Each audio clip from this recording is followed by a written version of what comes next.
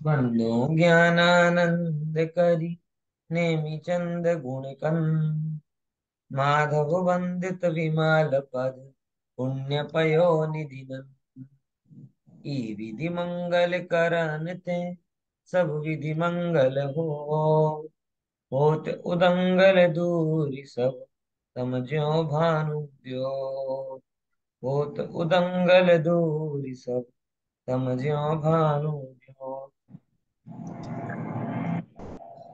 गुणस्थान विवेचन में हम चौथे गुणस्थान का विस्तार से वर्णन समझ रहे हैं। और चौथे गुणस्थान की चर्चा में हम लोगों ने कुछ बातें समझी। एक ये बहुत इंपॉर्टेंट बात कि तीन प्रकार की जो चौथे गुणस्थान की दशाएं हैं, यानी औपसमिक सम्यक्त्व, क्षयौपसमिक सम्यक्त्व और क्षयिक सम्यक्त्व, इन तीनों प्रकार के सम्यक्त्वों में क्या समानता है और क्या अंतर। अब इससे भी ये पता चलता है कि जब सम्यक दर्शन होते हुए भी इतने अंतर होते हैं, तो फिर जो जो सम्यक दर्शन है, बराबर, तो घर में, परिवार में, साथी में, कलीग्स में डिफरेंट होना ये कोई बड़ी बात नहीं। डिफरेंट से भागने की बजाय हमें उसे स्वीकारने की आदत समझनी चाहिए। बहुत ही एक जीवन जीने की एक बहुत बड़ी कला है कि जब आप विविधता को स्वीकारते हो, अंतर को स्वीकारते हो और समझते हो कि ये अंतर भी उसकी प्रकृति है। अंतर को स्वीकारना और बड़े प्रेम से स्वीकारना, मरते मरते नहीं, अब क्या करें, डिफरेंट है, क्या करें, अरे क्या करें, डिफरेंट है, अच्छी बात है। अलग अलग अंतर है, मत वैविध्य है, तो ही तो जगत में कोई नई चीज जानने में आती है। तभी तो आप सोचने समझने के लिए बाध्य होते हो।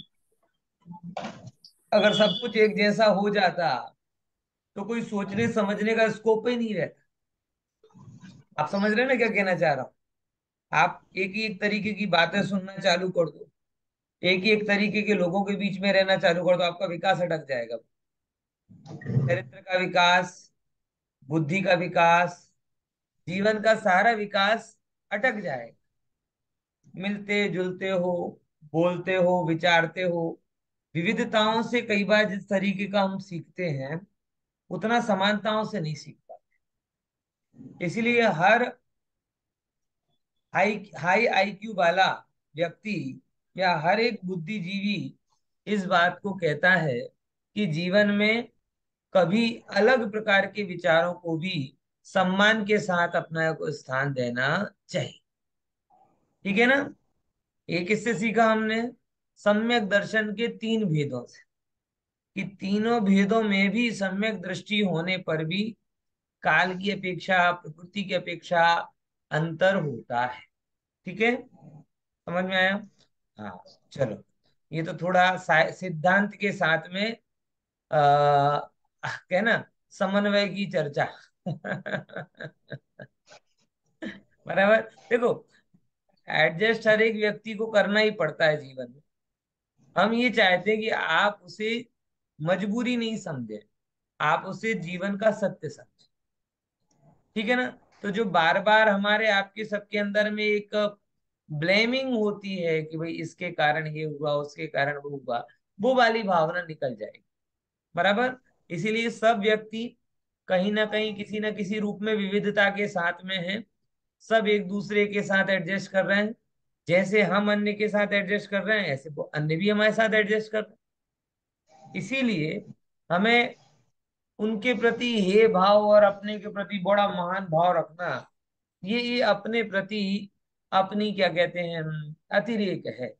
बराबर। समझ में आया कि नहीं है। तो ये बात को अपन ने समझा। अब जरा अपन आगे बढ़ रहे हैं चारित्र की अपेक्षा विचार। और चारित्र की अपेक्षा विचार में भी हमने एक बात समझी थी। कौन सी? कौन सी बात समझी थी कि सम्यक दर्शन के साथ चारित्र होता कि नहीं होता? तीनों साथ में होते होता है। कौन सा चारित्र होता है? यथाख्यात यथाख्यात। यथाख्यात ना नाही यथाख्यात नाही स्वरूप स्वरूप स्वरूपाचरण चारित्र। स्वरूप और व्यवहार में कौन सा चारित्र होता है? स्वरूप व्यवहार में स्वरूपा नहीं, निश्चय से स्वरूपाचरण। और व्यवहार में सम्यक्त्वाचरण, क्या नाम है उसका? सम्यक सम्यक्त्वाचरण। सम्यक्त्वाचरण का क्या मतलब है?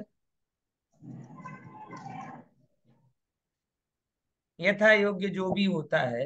हाँ, यथा योग्य जो भी अपन जीवन में देखते हैं कि भाई उचित आचार विचार, इन सबको ही सम्यक आचरण चारित्र कहा जाता है। ठीक है, चलिए इतनी बात अपन ने समझी।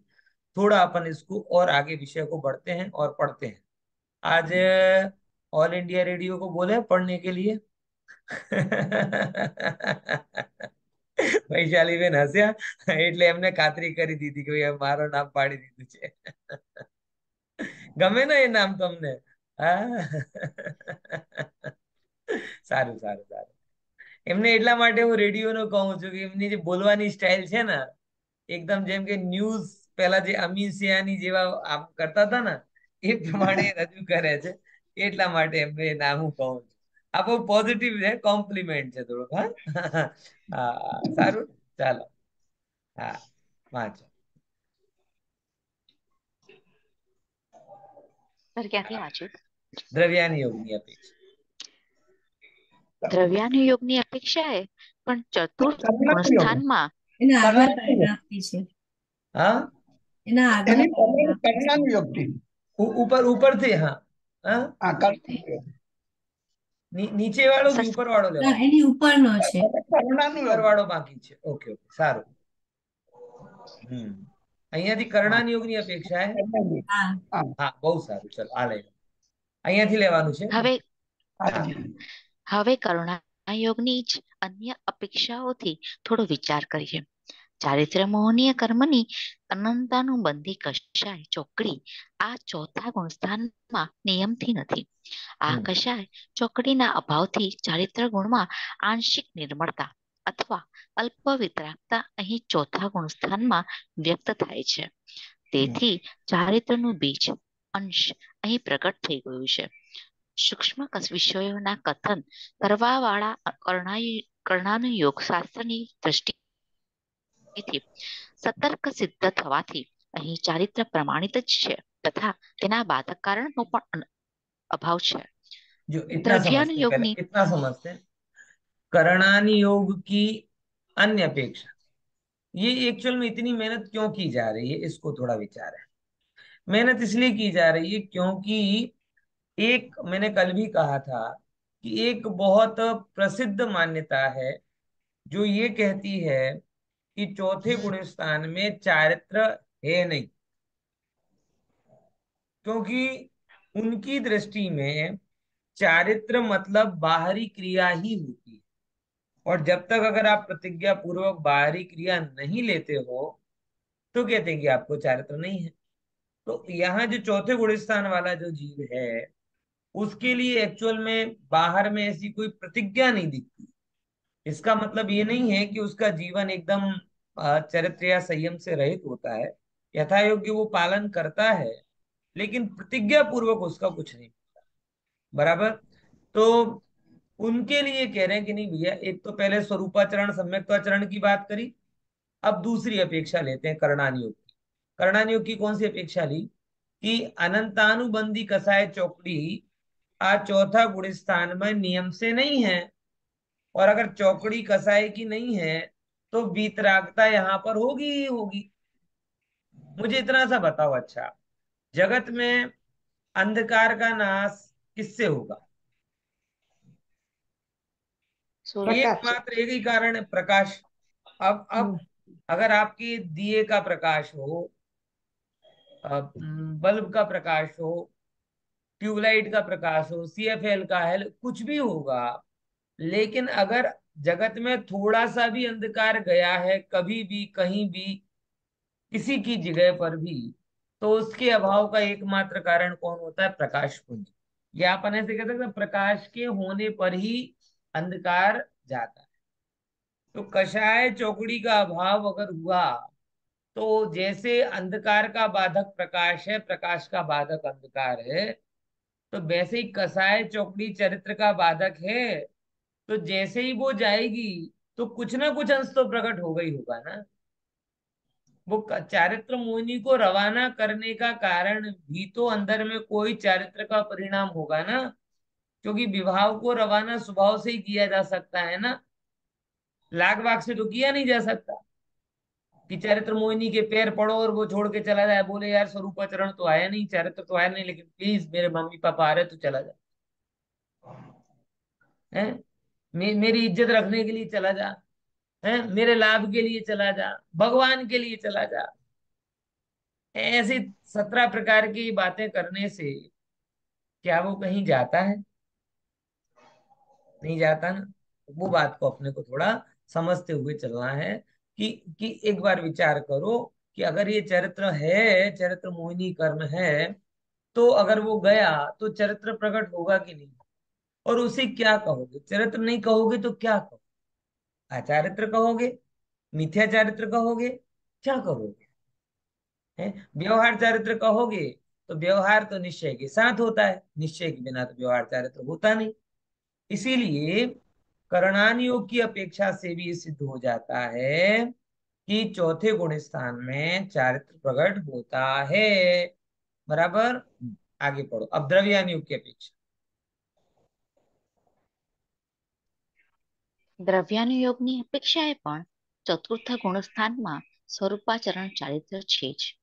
વસ્તુતઃ તો સ્વરૂપમાં આચરણ કરવું ચારિત્ર છે. આ વિષયને આચાર્ય શ્રી અમૃતચંદ્ર દેવે પ્રવચન સાર ગ્રંથની ગાથા નંબર 7ની ટીકામાં સ્પષ્ટ કર્યું છે. સ્વરૂપમાં ચરણ કરવું પ્રભુ તે ચારિત્ર છે. સમયમાં પ્રવૃત્તિ કરવી એવો આનો અર્થ છે.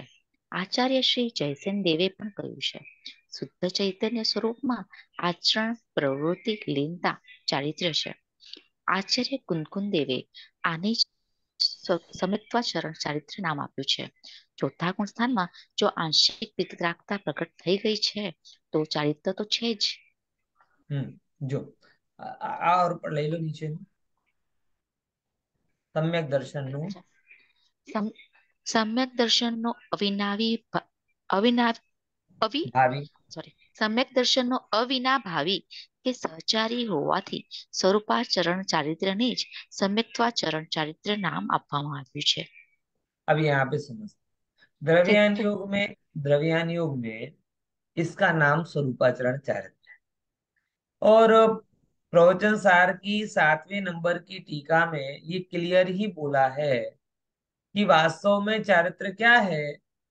पूरे चारित्र स्वरूप में आचरण करना है। कौन सी गाथा है? हैं? चारित्रम खलु धम्मम धम्मम जोसो खलो समुत्तीर्णिदिठो। ये जो प्रसिद्ध गाथा है, इस प्रसिद्ध गाथा में ये बोला ही है कि चारित्र मतलब स्वरूप में आचरण करना, इसके अलावा और कोई चारित्र नहीं। अब जैसे नाचार्य ने किसे कहा? तो बोले जैसे नाचार्य ने कहा शुद्ध चैतन्य स्वरूप में प्रवृत्ति लीनता वही चारित्र है।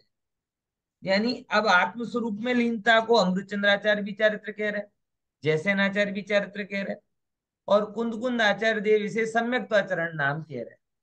बराबर। तो सम्यक्त्वाचरण भी क्या? सम्यक्त पूर्वक होने वाला आचरण। सम्यक्त्वाचरण का क्या मतलब होगा? सम्यक्त पूर्वक होने वाला आचरण। દીપિકાબેન ઘણી વાર મને વિકલ્પ આવે, તમારું વિડીયો બંધ કેમ હોય છે દીપિકાબેન? હે? અને પ્રજ્ઞાબેન તો ખોલતા જ નથી વિડીયો. બરાબર. જે બને જ્યાં સુધી પારોલબેન નો પણ હવે બંધ થવા લાગ્યો. એટલે એ લોકો બધા વિડીયો ઓન રાખે તો કર્ણાનયુગ જેવા વિષયમાં પકડ બરાબર રહે, नहीं तो ये तो छटकी जैसे। कर्णान योग का विषय जो होता है ना, थोड़ा सा उसे समझना पड़ता है, और अगर आप प्रॉपरली सुनेंगे तो ही ख्याल में आएगा। नहीं तो जैसे क्या कहते हैं, सपना नहीं चल रहा होता है ना, सपना ऐसा कुछ लगेगा, फ्लैशबैक में कुछ चल रहा है लेकिन पता नहीं चलेगा क्या चल रहा है। ख्याल में आया कि नहीं आया? तो अब इसे बताइए। हाँ, थोड़ा सा ध्यान रखो और उसको सुनना चालू रखो। अब पारुल बहन वीडियो बंद नहीं होना चाहिए, हाँ। हाँ सरस, चलो। एक ने तो रिक्वेस्ट मान आप्यो। આવતા वो बाहर बैठे ना तो लाइट में थोड़ा जीवात आती है इसलिए। अच्छा अच्छा, कोई बात नहीं, तो अंधेरे में रखो, वीडियो चालू रखो, क्या दिक्कत। हाँ वो हाँ चल। तो ये थोड़ा क्या है, द्रव्यान युग का विषय है, तो मैं तो कई बार कहता हूँ 20 मिनट की झपकी भी ले लो तो आत्मा शुद्ध ही रहने वाला है। सो के पहले उठे थे तो भी आत्मा शुद्ध था, और सो भी गए तो भी आत्मा शुद्ध ही रहने वाला है। लेकिन करणान युग में क्या है, गाड़ी आगे निकल जाती है। अगर आप ध्यान से नहीं सुनेंगे ना तो गाड़ी आगे निकल जाए। थोड़ा सा कंसंट्रेशन की जरूरत उसमें ज्यादा हो। बराबर। हाँ चलिए, थोड़ा समझते हैं उसको। कि कहाँ पढ़ते हैं यहाँ, कि स्वरूप तीन परिभाषा आ गई।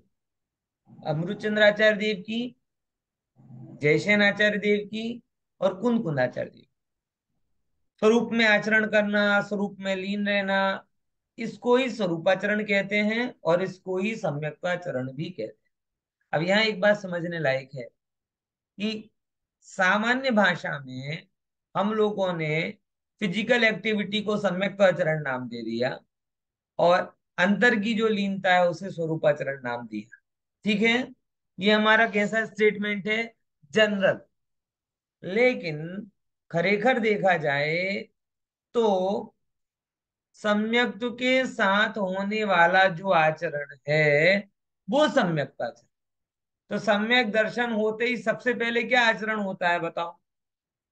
भगवान के पास में जाता होगा कि हे भगवान, खूब खूब थैंक यू, आपके कारण मुझे सम्यक दर्शन हो गया है। गुरुओं के पास जाता होगा, क्या करता है, सम्यक दर्शन होते ही पहले नंबर का आचरण क्या होता है, कि जिससे सम्यक दर्शन हुआ है उसी में ही लीनता होती है। बराबर। क्लियर हुआ कि नहीं हुआ। तो सम्यक दर्शन के बाद जो चारित्र प्रकट हुआ है, सम्यक दर्शन के साथ जो चारित्र प्रकट हुआ, वही सम्यक्ताचरण। बाहर वाला तो कहा जाता है, हरे खर तो है ये भीतर वाला ही सम्यक दर्शन, सम्यक चारित्र। ठीक है ना। बराबर ख्याल में आया कि नहीं आया। तो थोड़ा विचारिएगा और इसको समझिए। और इसको किसके साथ बोला है, अविनाभावी। अविनाभावी इसको बोला है आपकी सम्यक दर्शन के साथ में। तो सम्यक्ताचरण या स्वरूपाचरण, ये किसके अविनाभावी हैं, सम्यक दर्शन के अविनाभावी हैं। यानी जिसको सम्यक दर्शन हुआ है उसको ये कहने के दो प्रकार का, वैसे तो एक ही है, ये हो ही गया है। बराबर। आगे का पढ़िए। हम्म। સિદ્ધોને અનંત અતિન્દ્રિય સુખ પ્રકટ થઈ જાય છે. हम्म। તેમના અનંત સુખના અનંતમાં ભાગરૂપ સાચું સુખ સમજ દ્રષ્ટિને પણ પ્રગટ થઈ ગયું છે.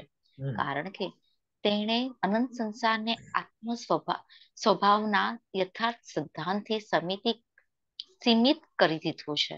हम्म। કર્ણાયોગની અપેક્ષાથી પણ અનંતાનુબંધી ચારિત્ર મોહની કર્મના અનુદય રૂપ અભાવ થવાથી અર્થાત પ્રતિબંધક કારણનો અભાવ થવાથી વિતરાગતાની અભિવ્યક્તિ રૂપ ચારિત્ર સિદ્ધ થાય છે. સમ્યક્ત્વકરણ ચારિત્ર શબ્દનો પ્રયોગ આચાર્ય શ્રી કુંદકુંદ દેવે અષ્ટપાહુડ ગ્રંથના ચારિત્ર પાહુડની ગાથા 8 તથા 9 માં કર્યો છે.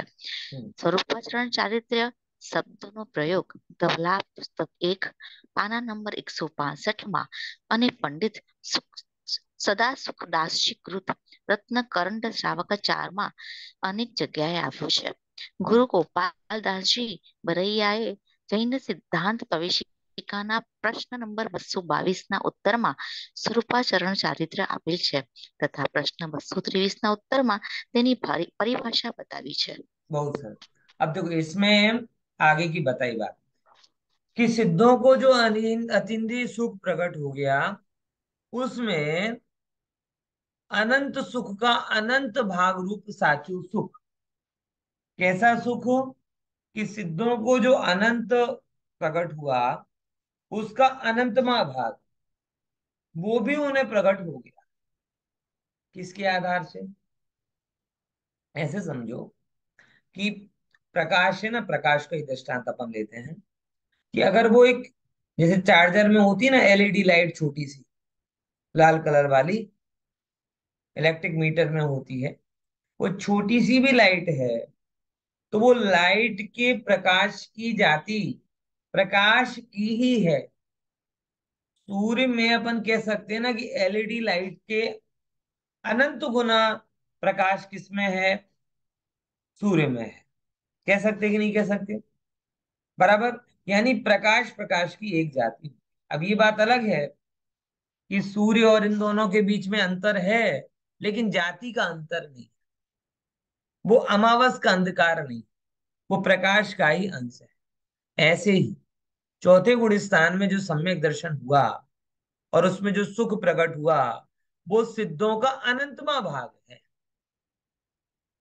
एक जाति का है। आप सोचो, नमो सिद्धाणम शब्द का सही मर्म आपको चौथे गुण स्थान में पता चलेगा। बराबर। अभी तो हम खाली खाली कहते हैं, अभी तो हम क्या करते हैं, खाली खाली कहते हैं कि सिद्ध बनना है, लेकिन सिद्ध बनने का क्या मजा है, ये मजा तो हमें चौथे गुण स्थान में ही पता चलेगा। अभी तो हमने सब कह रहे तो हम कह रहे, जैसे मतलब वैसे ही कथन है कि जैसे किसी छोटे बच्चे से पूछा जाए कि क्या बनना है, बोले डॉक्टर बनूंगा, इंजीनियर बनूंगा, ये बनूंगा वो बनूंगा, ऐसे करके बोल देता है। उसे कुछ पता नहीं है डॉक्टर क्या होता है, इंजीनियर क्या होता है। बराबर वेल नोन पैशन है बस उसे, और कुछ पता नहीं। ऐसे हम भी अभी तोतली भाषा में ही बोल रहे हैं, सम्यक बनूंगा सिद्ध, लेकिन सिद्ध बन के करोगे क्या, इसकी पहली झलक तुम्हें चौथे गुण स्थान में। और यही एक वो जीवन का टर्निंग पॉइंट होता है कि जहां से जीव निर्णय कर लेता है कि अब बस पूर्ण सुख और मेरे बीच में कुछ नहीं आना चाहिए। अभी तक तो हम कहते हैं ना कि भाई ठीक है कर लेंगे, क्या फर्क पड़ रहा है, क्या फर्क पड़ रहा है, अभी नहीं तो मतलब अटकता नहीं है कोई काम ना। कोरोना में लॉकडाउन हुआ, थोड़ा बहुत अटका, दुकान बंद हो जाए तभी तो थोड़ा बहुत अटका, खाना पीना ना मिले तो अटकता है, सांस रुक जाए तो अटकता है, लेकिन सम्यक दर्शन ना हो तो क्या अटकता है? मतलब अभी हमें उसकी गरज नहीं है और तड़प भी नहीं है। ये पहली बार पता चलता है। इसीलिए तो कर्णानुग भले ही ये बोले कि अर्थ पुद्गल परावर्तन काल तक जीव भटकता है, लेकिन खरे अर्थ में देखा जाए तो सम्यक दर्शन और साची आत्मा का अनुभव होने के बाद में, सुख की वो कणिका प्रकट होने के बाद में, उस जीव को जगत में और कहीं अच्छा लग ही नहीं सकता। कैसे लगे, कैसे लगे? विचार विचार तो करो। हैं? कैसे लगे? वो सब बात की बात ही है कि भाई एक बार अगर आप 5G फोन को यूज कर लो तो फिर 2G चला लो, और कैसे चला लें। एक बार शताब्दी में बैठ जाओ, फिर बोले जनरल डिब्बे में जाओ, कैसे आ जाए। मतलब ये है, एक बार इतना उच्च पद को पाले जीव तो फिर उसे नीचा पद सुहाता नहीं। संसार वाले के शरीर का ध्यान रख लोगे तो कैसे ध्यान रख लें, हम तो आत्मा का ध्यान रख रहे हैं, यहाँ तो कोई सार ही नजर नहीं आ रहा। मतलब अभी रिवर्स होता है। अभी हम कहते हैं आत्मा का ध्यान रखो तो भी शरीर पर पहुंच जाते हैं। फिर श्रीमद जी आदि के जैसा भी कई बार होता है कि लोग कहते हैं कि तुम शरीर का ध्यान रखो, लेकिन हमारी उससे नजर ही नहीं।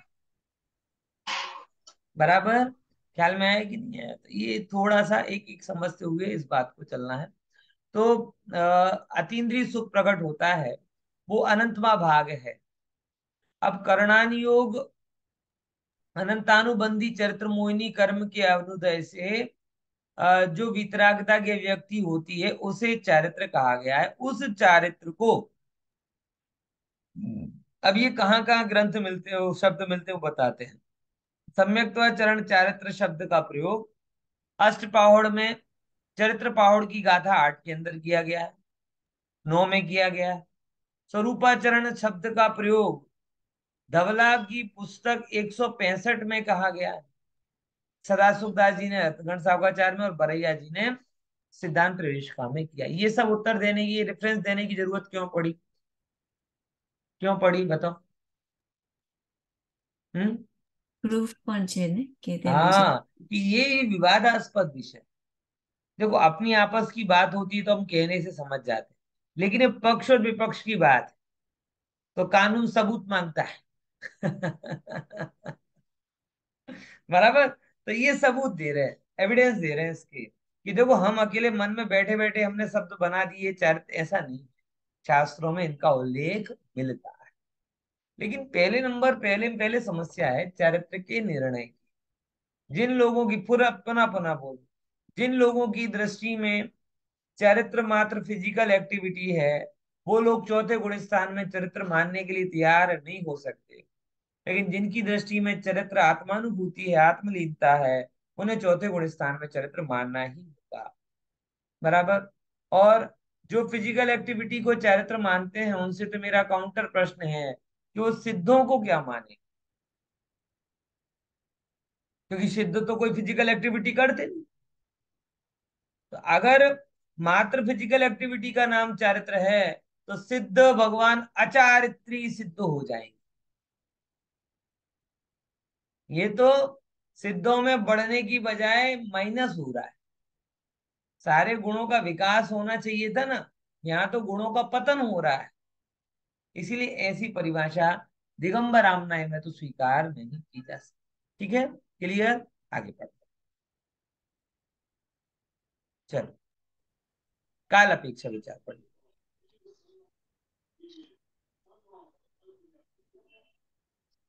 वैशाली बहन। सम्यक, હા હા ચોથા ગુણસ્થાનના એ છે હા કાળ અપેક્ષા એ વિચાર. ચોથા ગુણસ્થાનના આ પ્રકરણમાં જે પહેલા સમ્યક્ત્વના કાળનું વર્ણન કર્યું છે અને અહીં હવે અવિરત સમ્યક્ત્વ નામના ચોથા ગુણસ્થાનના કાળ સંબંધી સ્પષ્ટીકરણ કરવામાં આવે છે. જગન્ય કાળ. ચોથા ગુણસ્થાનનો જગન્ય કાળ અંતર્મુહૂર્ત છે. ચારેય ગતિમાં જીવ સમ્યક્ત્વની પ્રાપ્તિ કરી શકે છે. એક ભાવથી અન્ય ભાવમાં સમ્યક્ત્વ લઈને જઈ પણ શકે છે. જો કોઈ જીવ એક દેશે સંયમ અથવા સર્વદેશ સંયમ વગર અર્થાત પાંચમા કે છઠ્ઠા સાતમા ગુણસ્થાન વગર માત્ર સમ્યક દર્શન સહિત ચોથા અવિરત સમ્યક્ત્વ ગુણસ્થાનમાં ઓછામાં ઓછો કાળ રહે તો તે માત્ર એક અંતઃમુહૂર્ત જ રહી શકે છે. એક અંતર્મુહૂર્તથી ઓછું એટલે કે એક સમય, 2, 3, 4 સમય આદિ અથવા એક આવલી કાળ સુધી નથી રહી શકતો. આ અવિરત સમ્યક્ત્વ ચતુર્થ ગુણસ્થાન વર્તી જીવના જગન્ય કાળનું કથન થયું. ઉત્કૃષ્ટ કાળ. जगन्य समझते हैं। जगन्य काल कितना बोला? बोले जगन्य काल का टाइम है, देखो, चौथे काल का अंतर्मुहूर्त, और ये चारों गति में हो सकता है। एक भव से अन्य भव में भी सम्यक को ले जाया जा सकता है। यानी कि सम्यक दर्शन के लिए कोई अलग वीजा की जरूरत नहीं। आप एक पर्याय से दूसरी पर्याय में जा रहे हो, और अगर आपने अपनी सम्यक तो निधि को गुमाया नहीं है, तो विद सम्यक तो आप अगली पर्याय में उत्पन्न हो सकते। अंतर इतना है, पंचम काल में कोई सम्यक दर्शन के साथ उत्पन्न नहीं हो, यानी पंचम काल में जिसको जन्म लेना हो, उस जीव का सम्यक तो छूट जाता है, ऐसा। बराबर। बाकी सम्यक दर्शन के साथ में देव गति में उत्पन्न हो, आज भी कोई दिक्कत नहीं है। बराबर, वहां पे सम्यक रहे, फिर वापस आए, फिर चढ़े, ये सब पॉसिबल है। सम्यक दर्शन के साथ में ऐसा कुछ भी होता नहीं। ठीक है ना। दूसरे नंबर की बात, कि जो कोई जीव एक देश संयम अथवा सर्वदेश संयम वगैर, यानी मात्र पांचवे छठे गुण स्थान के बिना अगर चौथे गुण स्थान में रहे तो भी एक अंतर मूर्त रह सकता है। इसका ये मतलब है कि क्षण सम्यक दर्शन का मिनिमम टाइम अंतर मूर्त, यानी एक दो समय के लिए हो, एक दो आवली के लिए हो, ऐसा नहीं। बराबर, समझे कि नहीं समझे? अंतर मूर्त ही होता है। अब अंतर मूर्त का मतलब आप 48 नहीं समझ, 48 वाला तो बहुत हाई अंतर मूर्त है, वो तो केवल ज्ञान करा दे। इसमें भी अंतर्मूर्त हो जाता है चपटी बजाने में। हम तो कई बार समझते हैं, विचारते हैं कि क्या मजा होता होगा, अनंत काल का संसार और चुटकियों में गायब हो रहा है। बराबर। वो पुराने जमाने में राजा ताली बजाते थे ना, और ताली बजाते ही सब चीज हाजिर हो जाती थी। और ताली बजाते ही वो शत्रु को चला जाते थे। सम्यक दर्शन की ऐसे ही प्रताप है। ऐसे ऐसे ताली बजाई, इतनी देर में सम्यक दर्शन और सिद्धों का सुख हाजिर हो गया। ऐसी ताली बजाई और अनंत काल से जो परेशान कर रहा था वो मिथ्या तो चला गया है। बोलो। हैं? ચપટીનો કામ આપણે કરી શકતા નથી, એટલા માટે ચાર ગતિમાં પડ્યા છે। है, चपाती बन रही है अपनी नरक में, चपाती बनती ने ऐसे ऐसे चारों गतियों के बीच में अपनी चपाती बन रही है। चपटीનું કામ નથી કરી શકતા એટલા માટે, है ना। तो विचार, चपटी और चपाती का प्रास भी बैठ रहा है। हाँ हाँ, चल बराबर। तो चार गति की चपाती में नहीं फंसना हो ना, तो चपटी वाला काम कर लो। कौन सा? आत्मानुभवन, मिनिमम अंतर मूड का टाइम आप। हाँ चल, आगे उत्कृष्ट काल पर। સર પૂછવું એક વસ્તુ? हाँ पूछो આપણે पूछो। 5મા ગુણસ્થાનમાં સમ્યક્ત્વ સાથે આપણે हाँ શું કીધું જન્મ લઈ ફરીથી? શકીએ? અરે 5મા આરામાં, સોરી સોરી, 5મા હા આરામાં, હા 5મા આરામાં આપણે જન્મ, તો એમાં સમ્યક્ત્વની સાથે લઈએ એવું છે ને? हाँ તો આપણે 5મા આરામાં સમ્યક્ત્વ પ્રાપ્ત થાય ખરું? हाँ, ના હોય તો પછી મારો ક્લાસ લેવાનો વ્યર્થ। આમે મોક્ષ જતા નથી હવે, મુનિપદ ના ઠिकाणा નથી ને મિનિમમ એલિજિબિલિટી મોક્ષ માર્ગ ની જતી રહે તો ઘર ભેગા થાવ ભાઈ, મોજ મજા કરો, બીજું કઈ તો છે નહીં હવે। હે, આ તો મિનિમમ ભથ્થું છે। સમ્યક દર્શન એટલે મિનિમમ ભથ્થું, આટલું તો મળવું જ જોઈએ। આટલું ના મળે તો પછી મજૂરી કરીને શું मतलब। આજે જે આપણી कंप्लीट एनर्जी अपन लगा रहे हैं, तो कम से कम एक मिनिमम सर्वाइवल लेवल अचीव करने के लिए, मोक्ष मार्ग का जो मिनिमम सर्वाइवल लेवल है वो कौन सा है? सम्यक दर्शन। अब वो भी नहीं होगा तो फिर सब हमारी ये सब पढ़ने करने कराने की जरूरत क्या है? छठे काल के जैसा हो जाएगा। छठे काल में सम्यक दर्शन भी नहीं हो सकता, इसलिए वहां धर्म की जरूरत ही नहीं। यानी ये तो आप दिमाग में रखो कि आप मिनिमम लेवल तो अचीव करेंगे ही करेंगे। मीडियम लेवल भी अचीव कर सकते हैं, 5वां गुण स्थान कर लें, बराबर। पुरुष अगर कोई है तो और अगर पुरुषार्थी हो जाए तो मुनिपद धारण कर ले, लेकिन मिनिमम तो सब कर सकते हैं चारों गतियों के जी। इसीलिए भगवान की वाणी का आप समझो सच्चा शासन तो ज्ञानियों के कारण चल रहा है। आप ही मंदिर और मूर्तियों से शासन नहीं चल रहा। अगर आज ही भगवान का शासन है तो ये सम्यक दर्शन रत्नत्रय के कारण चल रहा है। जगत में ज्ञानी कहीं ना कहीं होंगे तभी तो ये धर्म है। आत्मा के बिना शरीर कैसे रहेगा? तो जैसे बाहर के मंदिर, जिनायतन, प्रतिमा, ये शरीर दिख रहे हैं द्रव्य रूप से, तो भाव रूप से धर्म क्या है? बोले भाव रूप से आज भी धर्म ज्ञानियों के हृदय में पल रहा है, और वो धर्म का स्तंभ है। समझ में आया? वो भी नहीं होगा तो फिर धर्म की आवश्यकता ही नहीं। हमें बस इतना समझना है कि भाई वो ज्ञानी हो, उनसे हम प्राप्त कर सकते हैं, अपनी निधि को समझ सकते हैं और उतार सकते हैं अपने जीवन में। ये चीज का हमें ध्यान रखना। हाँ बोलिए जिज्ञासा बेन। जिज्ञासा बेन, आपकी जिज्ञासा समझ में नहीं आ रही है। वीडियो ऑन किए हो, क्या कहते हैं, ऑडियो ऑन कीजिए। હા, એક ભાવમાંથી બીજા ભાવમાં લઈ જવાની વાત છે ને, લઈ જવાની એટલે કોઈ બેગમાં એટલે ભરીને રાખ્યો છે? સમ્યક્ત્વ સમ્યક્ત્વ હા, બેગમાં ભરીને રાખ્યો છે? એ તો જાય છે, લઈ જવાની તો બધા લઈને જાય એમ। હા બોલો। અરે એમ નહીં, હા તો એટલે કેમ? ત્રણે ત્રણ સમ્યક્ત્વ એક ભાવમાંથી બીજા ભાવમાં જઈ શકે।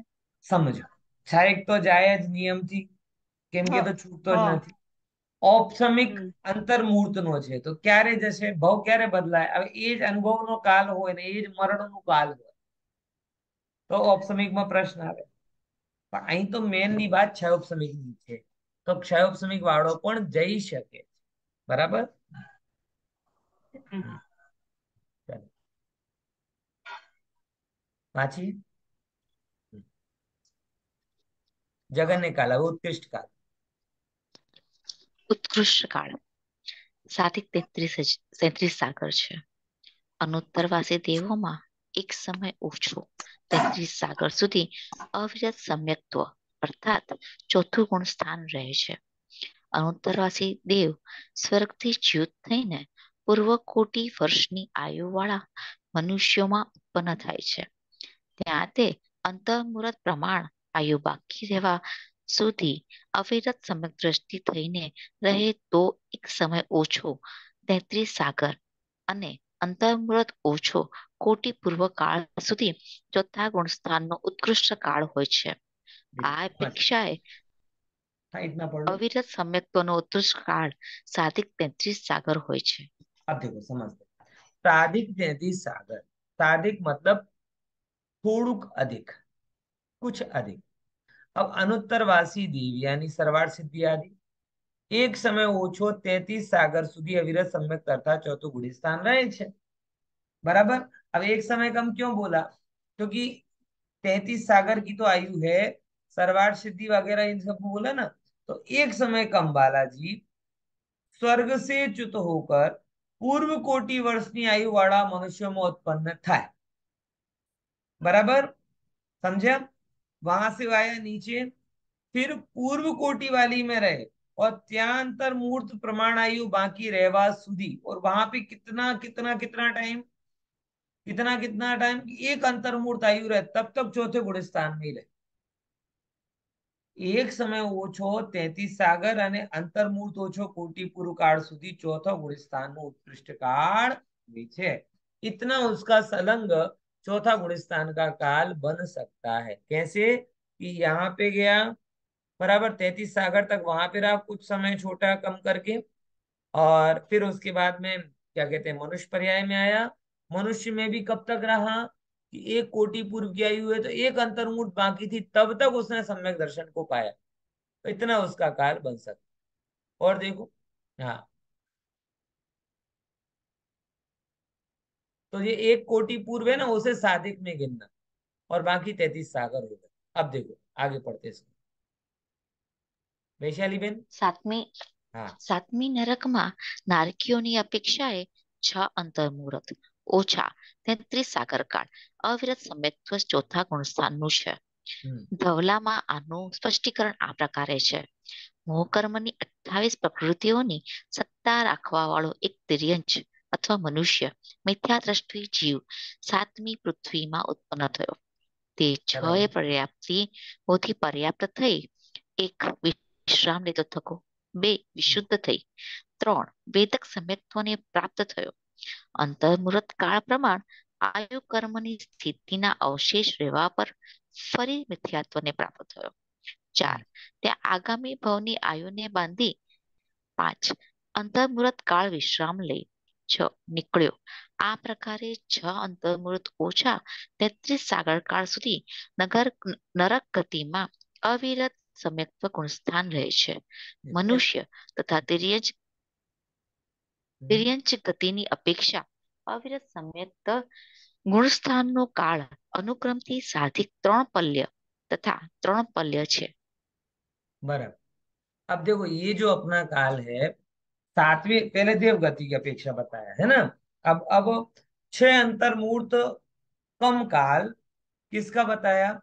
चौथे गुण स्थान। उसके बाद में नीचे गिरता कैसे तो बताते हैं कि 33 सागर की आयु वाला कोई जीव पैदा हुआ। अब 28 प्रकृतियों की उसको सत्ता है। कैसा वाला है? 28। 28 प्रकृतियों की सत्ता मतलब वो एक बार सम्यक दर्शन को प्राप्त कर चुका है, तभी तो 28 होगी ना, वरना तो एक ही मिथ्या तो होता तो 26 प्रकृतियां कहलाती। ये बात समझे कि नहीं समझे? 28 ख्याल में आया ना? नहीं आया? ये तो पता है ना कि जब तक सम्यक दर्शन नहीं होता तब तक 3 टुकड़े नहीं होते, यानी 3 की 3 प्रकृतियां होती। अब चरित्र मोहिनी की कितनी प्रकृतियां हैं? 16 और 9 25। ठीक है, 16 कषाय की और 9 कषाय की, और दर्शन मोहिनी की है 3, यानी 28 प्रकृति वाला जीव कौन सा है? जिसकी मिथ्यात्व की 3 प्रकृतियां विद्यमान हैं। दर्शन मोहिनी की मिथ्यात्व, सम्यक मिथ्यात्व, सम्यक, और 25 उसकी, तो टोटल 28। इन शॉर्ट वो सादी मिथ्या दृष्टि। कैसा जीव है? सादी मिथ्या दृष्टि जीव। अब वो सादी मिथ्या दृष्टि जीव सबसे पहले तो मन मिथ्या दृष्टि जीव 7वीं पृथ्वी में उत्पन्न हुआ और 6 पर्याप्तियां पूरी की। बराबर। अब उसके बाद में जब पर्याप्ति पूरी करता है ना तो जीव एक क्षण के लिए थकता है, तो फिर थोड़ा आराम लेता है। अपन बहु काम करो ना, शरीर बनी गयो थोड़ा થાક લે, એટલે વિશ્રામ લેતો થકો। બીજા નંબર વિશુદ્ધ થઈ, પછી તત્વનો વિચાર કરે તો વિશુદ્ધ हो गया। फिर वेदक सम्यक यानी प्रथमोपसम छायोपसम सम्यक को प्राप्त हो जाए फिर से, बराबर। फिर क्या हुआ, अंतर्मूर्त काल प्रमाण। अब कब तक वो रहे चौथे गुण स्थान में, कि अंतर्मूर्त प्रमाण आयु जब उसकी रही तब वो वापस मिथ्यादृष्टि हो गया, और फिर अगले भाव की आयु बांध ली, और फिर अंतर्मूर्त काल विश्राम किया, और फिर निगमन मर गया, मतलब निकल गया। इस प्रकार ये 6 अंतर्मूर्त कम 33 सागर तक नरक गति में कांस्टेंट सम्यक गुण स्थान रह सकता। ऊपर का बताया था कुछ अधिक 33 सागर, और यहाँ पे क्या बताया, 6 अंतर्मूर्त कम 33 सागर, बराबर। और मनुष्य और तिर्यंच गति की अपेक्षा देखा जाए तो भोग भूमि की अपेक्षा, उत्तम भोग भूमि की अपेक्षा एक साथ कांस्टेंट सम्यक दर्शन के रहने का काल कितना है, 3 पल्य। 3 पल्य होता है, ठीक है। ये इतनी बात समझ में आई कि नहीं आई?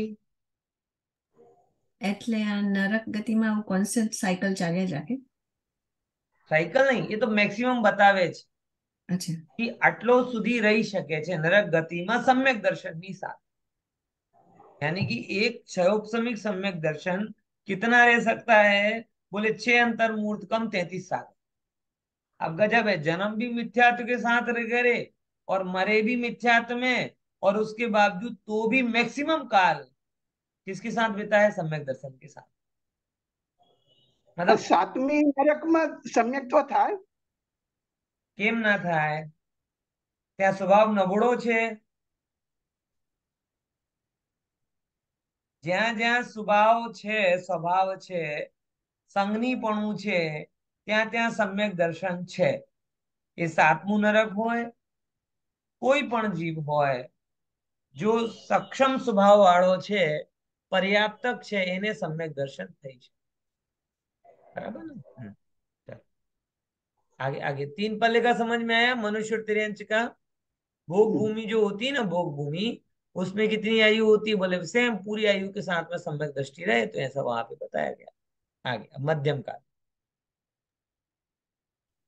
મધ્યમ કાળ એક અંતર્મૂળથી લઈને સાધિક 33 સાગર કાળની વચ્ચે જેટલા પણ ભેદ થઈ શકે છે તે સર્વ અવિરત સમ્યક્ત્વના ચોથા ગુણસ્થાનના મધ્યમ કાળના પ્રકારે समझवा જોઈએ। बराबर, ये तो बड़ी गमनागमन सरल बात है। सरल बात है, मध्य बीच का जितना भी है मध्यम है। अब गमन आगमन, बराबर, આપણે ગુજરાતીઓનો ગમના ફેવરેટ ટોપિક, ક્યાં જવું ને ક્યાંથી આવવું, હે ફરવા જવું ને ક્યાંથી ફરવા જાય અને ક્યાંથી ફરીને આવે। એ બહુ આમ ચાલે છે, ક્યાં ફરી આવ્યા, ક્યાં ફરી આવ્યા, સ્કૂલની છૂટી ચાલે છે, ક્યાં ફરી આવ્યા, હે એ જ કહે છે ફરનારા જીવ માટે સ્પેશિયલ। ગમનાગમન। ગમનાગમન અપેક્ષા વિચાર ગમન કોઈ અવિરત સમ્યક્ત્વ ગુણસ્થાનવર્તી દ્રવ્યલિંગી મુનિરાજ હોય, જો તે પોતાના તેકાળી નીચ શુદ્ધાત્મના વિશિષ્ટ પુરુષાર્થ પૂર્વક ધ્યાન કરે છે તો તે તુરંત આગળના સમયે સાતમા અપરમત સંયત ગુણસ્થાનમાં ગમન કરે છે, અર્થાત ભાવલિંગી મુનિરાજ બની જાય છે। ચતુર્થ ગુણસ્થાનમાં તો એક કસાઈ ચોકડીના અભાવથી ઉત્પન્ન વિતરાગ પરિણીતિ સહિત હતા, અને સાતમામાં છતાં જ 3 કસાઈ ચોકડીના અભાવપૂર્વક વ્યક્ત મહાન વિતરાગતાના અપૂર્વ આનંદનો રસાસ્વાદન કરવા લાગે છે। પ્રશ્ન લઈ લો। પ્રશ્ન 36, શું ચોથાથી સાતમા ગુણસ્થાનમાં જવાવાળા મુનિરાજને આ અપૂર્વ પરિવર્તન સમજમાં આવે છે? ઉત્તર, શા માટે નહીં? અવશ્ય સમજમાં આવે છે। જે આત્મા ક્રોધાદી વિભાવનો અનુભવ કરી શકે છે તો તે આત્મા ચારિત્ર ગુણના વ્યક્ત સુખદ સ્વભાવ પરિણામનો અનુભવ શા માટે ન કરી શકે? યથા પદવી વ્યક્ત વિતરાગતાથી ઉત્પન્ન આનંદનો અનુભવ મુનિરાજ અવશ્ય કરે જ છે। તેમને ગુણસ્થાનને જાણવાનો વિકલ્પ નથી હોતો। બરાબર. હા, હવે આવશે. પતી ગયું. તેથી ગુણસ્થાનનું જ્ઞાન નથી થતું. बहुत सारा. अब देखो ये भी कितनी गजब पुरुषार्थ की बात है, परिणामों की बात है कि जो द्रव्यलिंगी मुनियाज हो, कंपलसरी द्रव्यलिंगी मुनियाज हो, द्रव्यलिंगी मुनियाज हो, यथा योग्य चारित्र पालन कर रहा हूं, अभी तक थे वो मिथ्या चौथे गुण स्थान पर, अचानक परिणति का पलटा खाए और सीधे कौन से बन जाए, सातवें गुण स्थान. बराबर. द्रव्यलिंगी मुनियाज होना क्यों आवश्यक है? हम्म. द्रव्यलिंगी मुनि तो होना चाहिए ना, क्यों आवश्यक है? अगर द्रव्यलिंगी तो नहीं हो तो? हाँ बोलो वैशाली बेन. गृहस्थ को सातवां हो सकता है क्या? नहीं हो सकता, नहीं हो सकता ना. मतलब नहीं नहीं, एक पढ़ना बार तो हो जाएगा आधी रोटी. यानी एक बार भी, यानी कंपलसरी द्रव्यलिंगी मुनिराज अगर हैं तो ही ये कंडीशन बनती है कि चौथे से डायरेक्ट सातवें में जाए. बराबर. क्योंकि जब तक बाहर में परिग्रह हो, आरंभ हो, तब तक तब तक सम्यक दर्शन नहीं हो सकता, ये वो मुनि पद नहीं हो सकता. और सातवां गुण स्थान तो मुनि अवस्था का गुण स्थान. बराबर. ऐसे ही पांचवी के आगे आएगी तब भी ये समझना, तब कौन होना चाहिए बाहर में?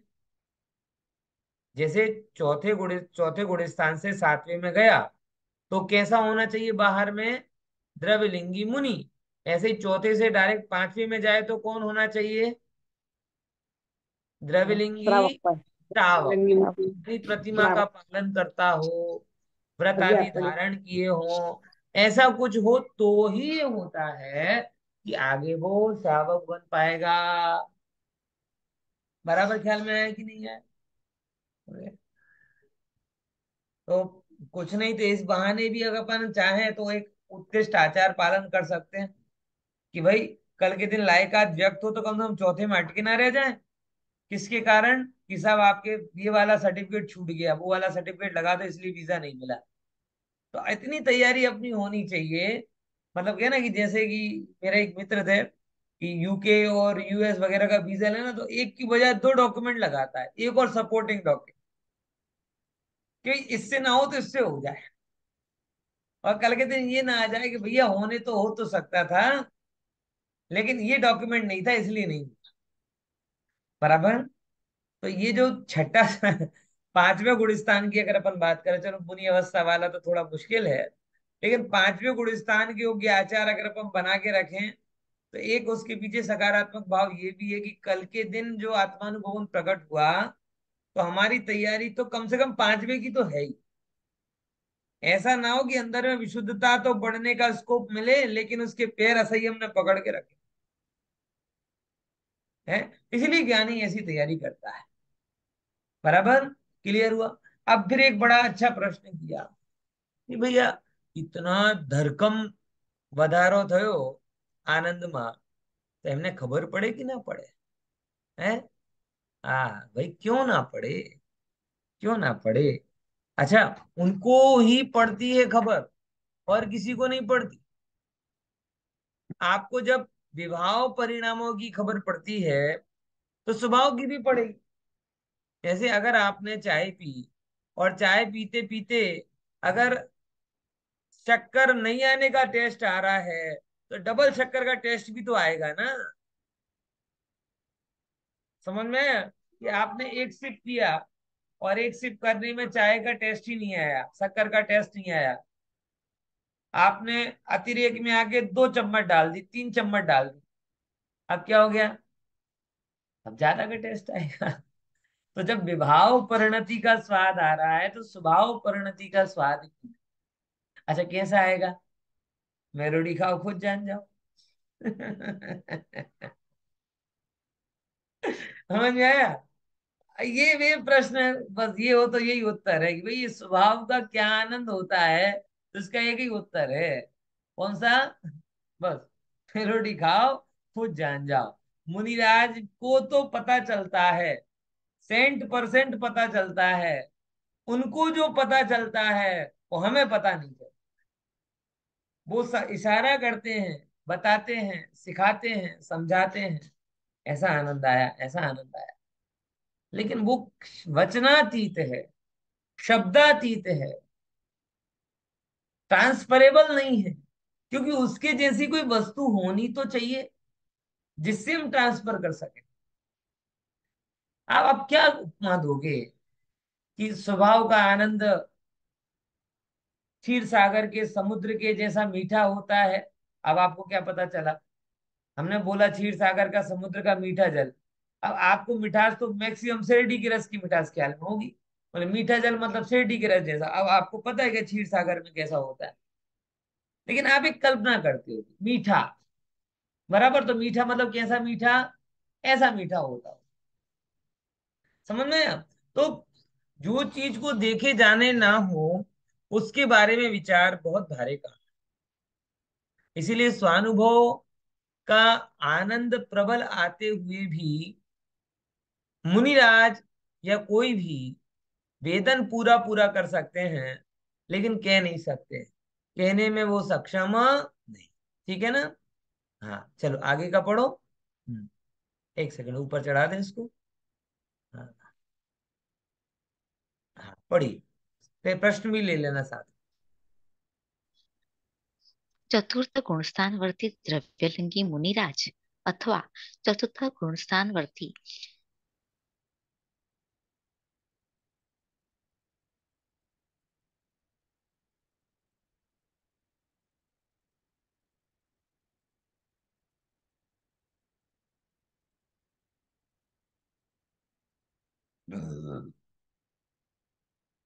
તથા ધ્યાન અનિવાર્ય છે. શુદ્ધોપયોગ પૂર્વક જ ચતુર્થ ગુણસ્થાનમાં તથા આનાથી ઉપરના ગુણસ્થાનોમાં જવું સંભવ છે. એવું થવા એવું થવા પર જ્યાં જેટલો કર્મોનો ઉપશમ, ક્ષયોપશમ, ક્ષય થવું હોય છે તે સર્વ કાર્ય પણ એક સાથે પોતાની મેળે જ થઈ જાય છે. આગળ વાંચો. हाँ वाचो वाचो। પ્રશ્ન 37. મિથ્યાત્વ ગુણસ્થાનથી સાતમા અપ્રમત્ત સંયત ગુણસ્થાનમાં અને ચોથા અવિરત સમ્યક્ત્વ ગુણસ્થાનથી સાતમા અપ્રમિત સંયત ગુણસ્થાનમાં દ્રવ્યલિંગી મુનિરાજ જ ગમન કરે છે. એવું શા માટે કહ્યું? કોઈ પણ વ્રતિ કે અવર્તી સમ્યક દ્રષ્ટિ શ્રાવક સાતમામાં ગમન કરી છઠ્ઠા ગુણસ્થાનમાં આવી બહારમાં દિગંબર મુનિ દીક્ષા ધારણ શા માટે નથી કરી શકતા? ઉત્તર. જ્યારે ત્રણ કસાય ચોકડીના અનુદય રૂપ અભાવપૂર્વક વિતરાગતા વ્યક્ત થાય છે ત્યારે કપડાં પહેરવાનો રાગ પરિણામ જ નથી રહેતો, અને રાગભાવ ન રહેવાથી કપડા આદિ બાહ્ય પરિગ્રહ પણ નથી રહેતો. આ સુમેળ છે. રાગ પરિણામ કપડાં પહેરવાનું કામ કરાવે છે. જ્યારે રાગ જ નષ્ટ થઈ ગયો હોય તો કપડાં પહેરશે કોણ? બાહ્ય પરિગ્રહના અભાવપૂર્વક જ નષ્ટ થઈ ગયો અપ્રમત્તપણાનું અભાવપૂર્વક જ અપરમત્તપણાનો સુમેળ છે. એવો જ બંનેમાં સહજ નિમિત્ત નૈમિતિક સંબંધ છે. માટે સાતમા અપરમત્ત સંયત ગુણસ્થાનની પ્રાપ્તિની પહેલા જ કપડા આદિ સર્વ બાહ્ય પરિગ્રહનો બુદ્ધિપૂર્વક ત્યાગ પહેલા ચોથા અથવા પાંચમા ગુણસ્થાનમાં કશાયની મદંતર તથા મદત્તમ ઉદયમાં થઈ જ જાય છે. તેથી દ્રવ્યલિંગી मुनिराज જ सातवां गुण स्थान में गमन करे छे. जो इतना समझे इनको। पांचवें गुण स्थान की बात तो आई यहाँ पर कि एक सेकंड, द्रव्यलिंगी मुनिराज अथवा चौथे गुण स्थान वाला द्रव्यलिंगी श्रावक। श्रावक भी द्रव्यलिंगी हो सकता है। कौन होगा द्रव्यलिंगी श्रावक? कि जो बाहर में व्रत तो पालन कर रहा हो लेकिन अंदर में उसके वैसे दो कसाय चौकड़ी का भाव ना हो, वो द्रव्यलिंगी श्रावक। ठीक है ना? अब देखो जरा समझो इसको कि चौथे से ऊपर का कोई पण गुण स्थान में हो तो निज शुद्धात्मा का वो चौथे से पांचवे में जा सकता है। पहले से चौथे में जाना हो या चौथे से ऊपर का कोई भी में गुण स्थान में जाना हो तो एक ही कारण बताया, कौन सा? शुद्धोपयोग पूर्वक चौथा गुण स्थान या उससे ही उसके ऊपर के गुण स्थानों में जाना संभव है। अब उसमें जब उनका शुद्धोपयोग बढ़ जाता है तो उसके हिसाब से बाकी का उपसम छह छोपसम आदि अपने आप हो जाता है। अब यहाँ पे जो प्रश्न किया था वो बड़ा सरल सा है, मैंने पहले ही बताया था। ये क्यों बाहर में द्रव्यलिंगी मुनि या द्रव्यलिंगी शावक की कंडीशन क्यों रखी, सामान्य व्यक्ति क्यों नहीं जा सकता? तो उसका उत्तर बताया कि तीन कसाय चौकड़ी के अनुदय रूप अभाव रूप वितरागता व्यक्त थाय त्यारे कपड़ा पहरवानो राग परिणाम मज નથી रहतो। जब कोई जीव वितरागी हो गया तो कौन कपड़े पहनता है, विचार करके देखो। आत्मा कपड़े नहीं पहनती, शरीर भी कपड़े नहीं पहनते। इस आत्मा को कपड़े पहनने का राग होता है, वो कपड़े पहना। और जब राग ही नहीं हो तो फिर उसे कपड़े पहनने का भाव ही नहीं होता। जैसे एक छोटा बच्चा हो, उसे आप पैंट पहनाओ, कैसे पैंट फेंकता, पैर चला चला के निकाल देता, उसे अच्छा लगता है क्योंकि उसे पैंट पहनने का राग ही नहीं। अपन उसके अंदर में वो क्वेश्चन शेम शेम शेम कर करके उसको क्या डालते हैं, अंदर में बात डालते कि नहीं नहीं नहीं, कपड़े पहनना चाहिए, कपड़े पहनना चाहिए, तब जाके उसे वो भाव होता है। प्रकृति से बालक सहज रहना पसंद करता है, लेकिन यानी सहजता दिगंबरत्व तो स्वभाव है, और कपड़ा पहनना विकृति अथवा विकृति को छुपाने का साधन। पॉइंट समझ में आया? लेकिन बात यही है कि सारे जगत ने कपड़े पहनने को स्वभाव मान लिया है और दिगंबरत्व को विकृति मान लिया। ये काल दोष है। ये कौन सा दोष है? काल दोष है। इसके कारण स्वभाव को विभाव करना जाता है। जैसे बिल्कुल सिंपल सी बात है, सब दारूडियों की सभा हो और आप उसमें बोलो कि यार बोले क्या लेना है, ये वाला वो वाला, आप नहीं, सब एक दूध मंगा दो। क्या आदमी पार्टी में दूध पीता है क्या? लेकिन अब क्या है, वो दूध पीना अच्छी बात है, लेकिन सारे दारूडिये इकट्ठे हुए हों तो दूध पीने वाले को उपेक्षित महसूस करना पड़ता है। ऐसे ही यहाँ पर हो रहा है। सब विकृति वाले जीव हैं, इसलिए सहज प्रकृति लोगों को बुरी लगनी। समझ में आया कि नहीं है? तो वही है कि राग कपड़े पहनता है और जब वो राग चला जाए तो कपड़े पहनने का भाव भी चला जाता है। और ऐसा राग सहज ही निमित्त नैमित्तिक रूप में द्रव्यलिंगी को कम होता जाता है, तो वो द्रव्यलिंगी बन जाता है। और फिर द्रव्यलिंगी बनकर वो उत्कृष्ट पुरुषार्थ करता है तो भावलिंगी हो जाता है ना? अब जो अगला प्रश्न है वो जरूरी है, पढ़िए। પ્રશ્ન 38 આપના આ કથનથી એ સ્પષ્ટ થાય છે કે દ્રવ્ય લિંગ પ્રથમ થાય છે અને ભાવલિંગની પ્રાપ્તિ પાછળથી થાય છે. શું આપ એમ કહેવા માંગો છો? ઉત્તર હા.